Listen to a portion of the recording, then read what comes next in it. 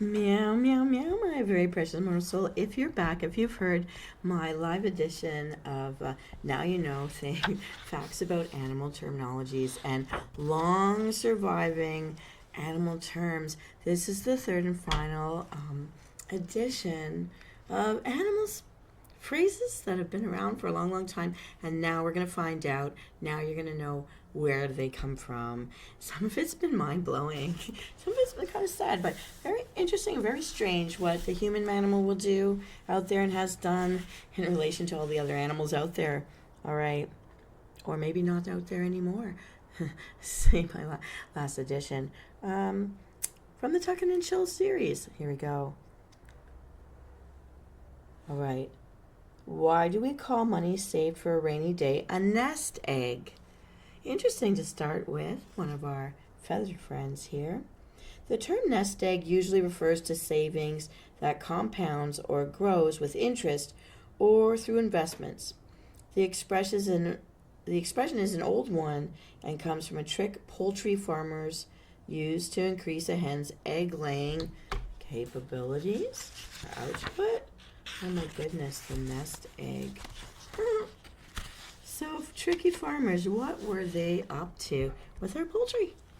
All right. By placing a false egg, often a doorknob, in a hen's nest, the farmer fools the chicken into laying more eggs than she otherwise would, meaning more money for the farmer, which he credits to his nest egg.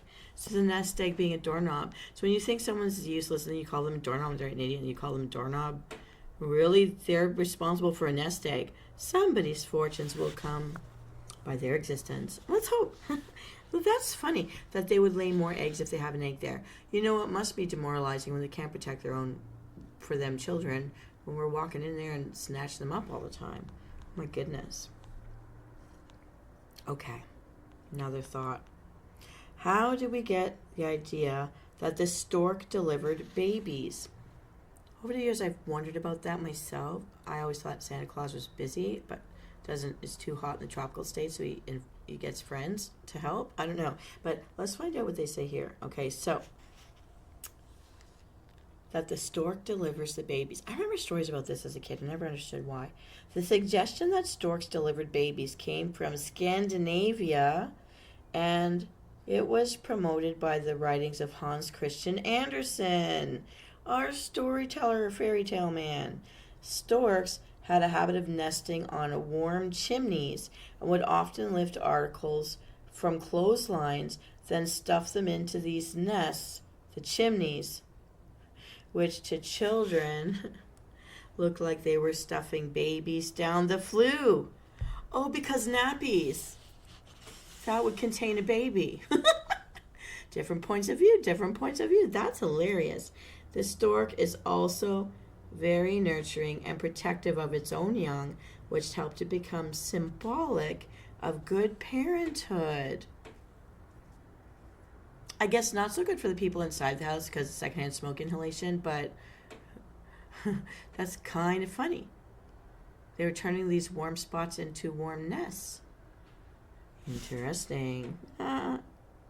Why do we say every dog has his day? In ancient times, these are so many surviving sayings. It just amazes me how long things have been surviving, and we still say them today. It's hilarious. Okay. So in ancient times, and even today in third world countries, and in some second world nations too, I'm going to say, dogs lived miserable lives with little or no human care, which led to the hard times expression, it's a dog's life. We're sick as a dog, and dog tired.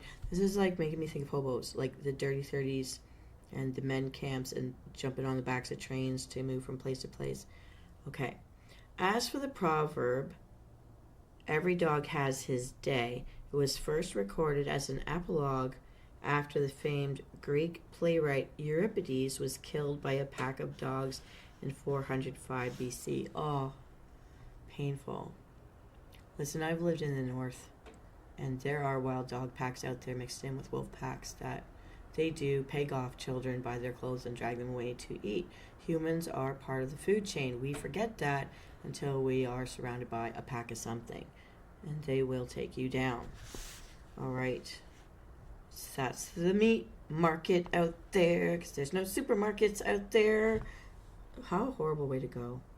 So sad. Okay. Why is taking the hair of the dog a hangover cure? Hair of the dog sounds like Eye of Newton. Toad frog. What's going on here?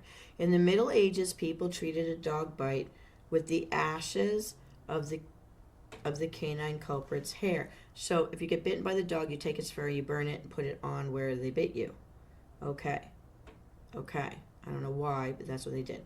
The medical logic came from the Romans, who believed that the cure of any ailment, including a hangover, could be found in its cause. It's a principle applied in modern medicine with the use of vaccines for immunization. The hair of the dog treatment for hangovers advises that to feel better, you should take another drink of the same thing. You guys do that all the time to make you feel, that made you feel so bad, so that you don't feel so bad. I'm thinking more like snake bites. You need the venom of that snake to create that antibody or that cure, the snake bite. Interesting. I know so many people, you see that in movies all the time. People do that. They do that. Okay. Next phrase. Why do we say when someone has a raspy voice that he has a frog in his throat? I just thought that was a description of the sound they're making when they're like croaking. No pun intended. No pun intended. Ha. Okay, so let's talk about this. Okay, the expression frog in your throat doesn't come from sounding like a frog because you have a cold or sore throat. It originates from an actual Middle Ages medical treatment for a throat infection. Doctors believed that if a live frog was placed head first into a patient's mouth, the animal would inhale the cause of the hoarseness into its own body. So it's the one that sounds like a frog, getting it out of your throat. Oh, that's so disgusting. Thankfully, the practice is long gone, but these expressions like frog in your throat lives on. I always wondered why people came to know that licking a slimy frog would give you hallucinations, or if it's a certain frog, toxic frog, that toxicity to take you on a trip. Maybe they discovered it by doing this. Hey, so they're attributing not us sounding like them, but them taking our sound unto themselves. I don't know why anyone would think another creature would volunteer for that. Not the worst thing I've seen another creature do to a poor little frog. Don't get me started, I'm going to throw up. Just saying monkeys are dirty little rascals. Anyways, not going to think about that. Okay, so this is going to be the shortest of the 3 episodes, much shorter than I thought it would be. But here, something else to think about. So, what is the difference between a flock and a gaggle of geese? So I know a flock of geese, a flock of birds. Murder crows, flock of birds. But a gaggle, I've heard of a gaggle. Never understood it, like giggle and gag put together, like you're choking on your own laughter. But a gaggle of geese. Let's find out.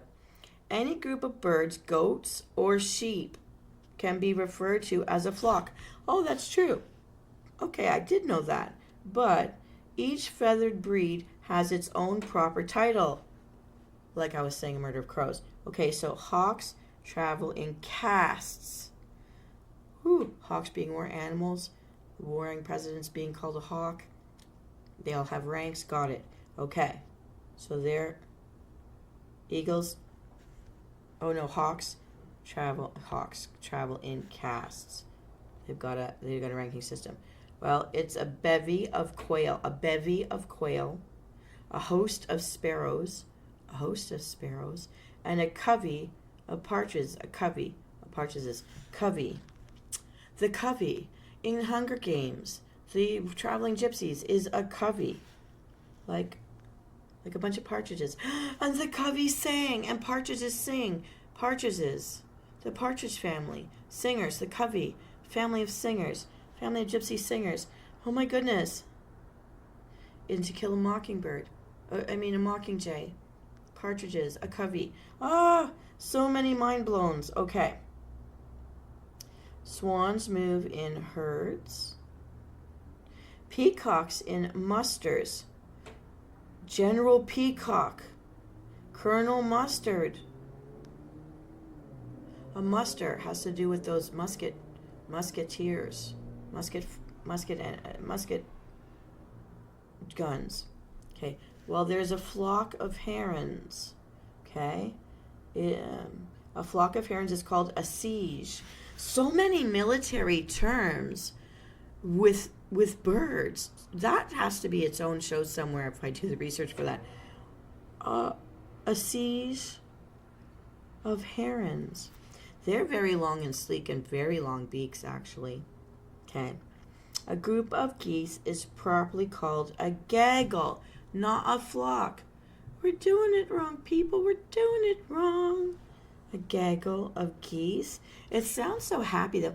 A giggle and a gaggle. Giggle at the gaggle geese. Okay, never mind. Okay, but only when they're on the ground. It's a gaggle of geese on the ground. It's a flock of geese in the air. F for fly. F for flock. The flock will fly in the air. A gaggle on the ground. G. G for G. I don't think that's where it came, but I don't know. It sounds funny. In the air, they are a skein. Oh, a skein is also it's like a shuttle of thread for weaving. So I don't know how that all correlates. A skein. So geese on the ground is a gaggle. A geese in the air is a skein. And we wouldn't have known that at all. They don't even teach this in school.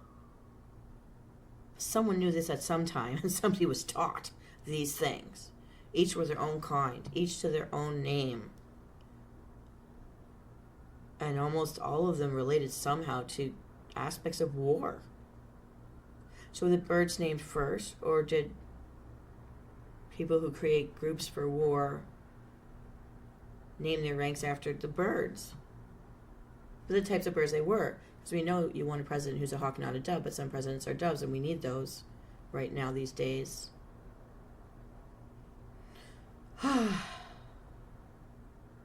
when you think birds were auguries since the ancient times, you want them to travel over your right shoulder, not your left, for good news coming to you, and the person has the most birds flying over them out of two is the winner god chooses, or Thor, Zeus, whoever's in charge of the air that day. For those who are asking, that's where winners could be chosen. For whom the birds flew over most and first. Okay. Wow. That's just a very short mind break, but very fun nonetheless. Can I think? The only other thing I can think of is round robin. The round one being the pregnant one, meaning fertile, meaning future, meaning new life coming in the spring. Ha! And rockin' robin, dancy birds, and leaving you with this thought that someone shared with me once. Whenever you're hearing birds out in nature thinking, oh, what lovely sounds, what lovely songs, what lovely harmonies, either they're doing a little love dance for somebody, serenading the ladybirds, or they're basically saying F you to all the other birds. Stay out of my territory. This territory is mine. You come into my territory, I'm going to F with you.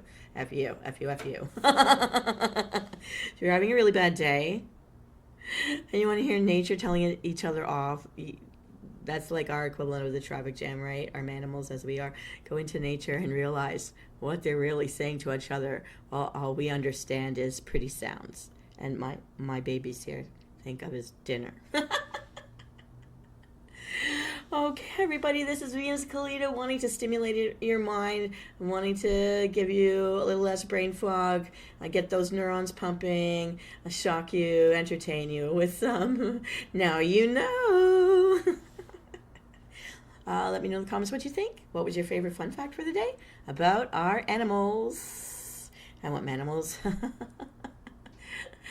Use them to refer to. All right. As me as Callida, have a wonderful day out there. You deserve it. And I'll see you next time. Bye.